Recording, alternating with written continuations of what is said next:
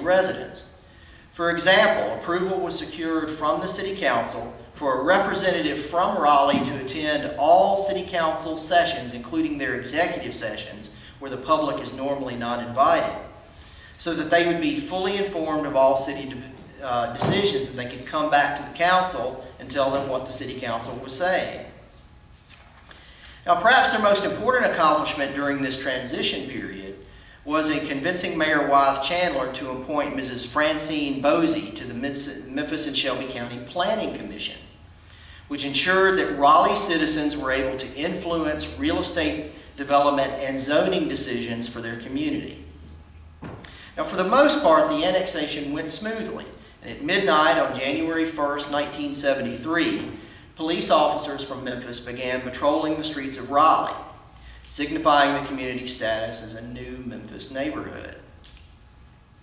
In the summer of 1973, a series of events were organized to celebrate Raleigh's 150th anniversary, or sesquicentennial. 1973 was chosen because Raleigh was first surveyed in 1823. Now, the celebration began on June 29th with square dancing and a children's beauty pageant at Raleigh Springs Mall, while costumed outlaws and Indians roamed the community, staging mock gunfights and publicizing the 150th anniversary. Other events included a horse show, an antique car display, a teen street dance, and a bicycle trip to Jackson, Tennessee. On the 4th of July, a grand parade led by the Navy Band and Drill Team marched down Coleman, Stage, Austin Peay Highway, and ended up at the mall. Later in the day, a family picnic and baseball tournament was held at Kennedy Park.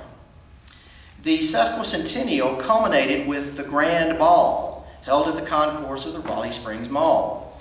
Music was provided by the Burl Olswanger Orchestra, and a buffet supper was served. Now, Raleigh had come a long way from its beginnings as a haven for river pirates and trappers, although it never became the thriving metropolis its founders hoped for. Its well-designed subdivisions and its commercial enterprises contributed a great deal to the growth of Memphis in the 20th century. Thank y'all.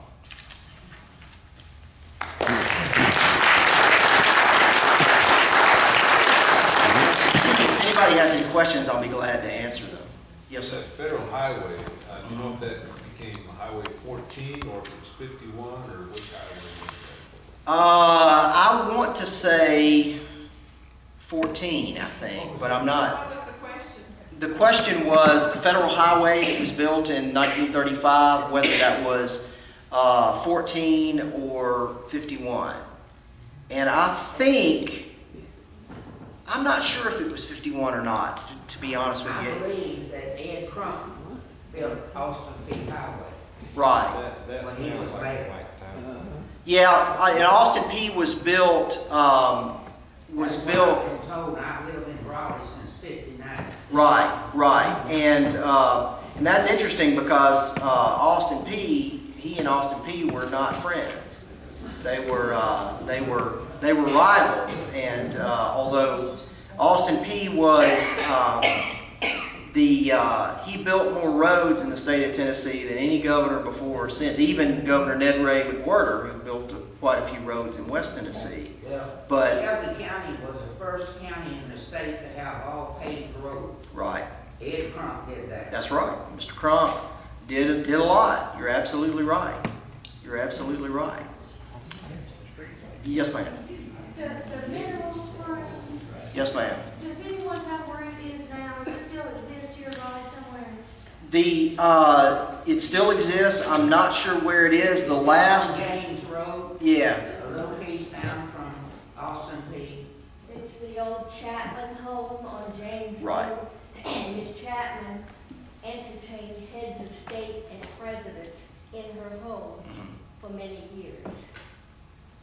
I had a brother-in-law, I lived 100 miles north of here in Tennessee, and I had a brother-in-law who used to bring wealthy people down here to the spring. Right. He would drive their car home. Well, listen. This is the church, the First Methodist Church in Raleigh. Right. And it's the third oldest church in Shelby County. All right, got a question. And we're having our 175th birthday in June. That's great. That's terrific.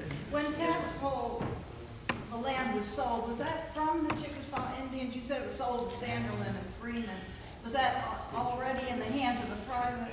It was in the hands of the federal government. The Chickasaws sold the land to the federal government, who then sold it, who then and gave it away in some cases.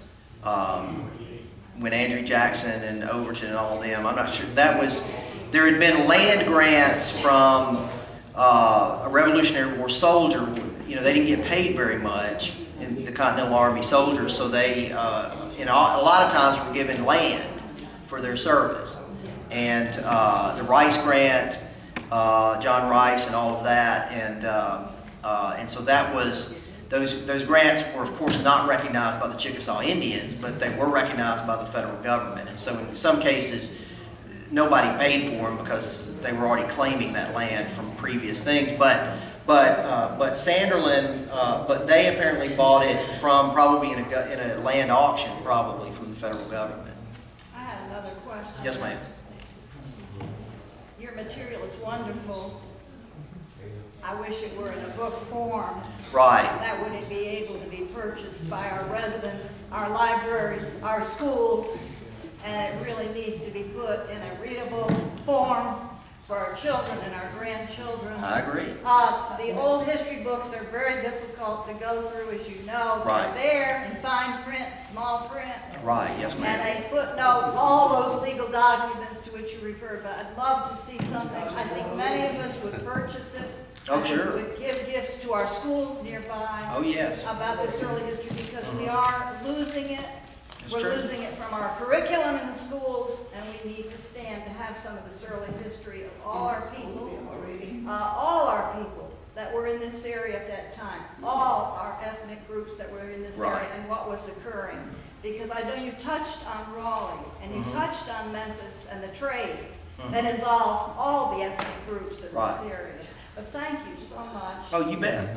I would Glad like- to. I would just like to say, Wayne Dowdy is a known author. Oh, yeah. Yeah, I know. I just want to make, I would like to say that Wayne Dowdy is an author. And he's the agency manager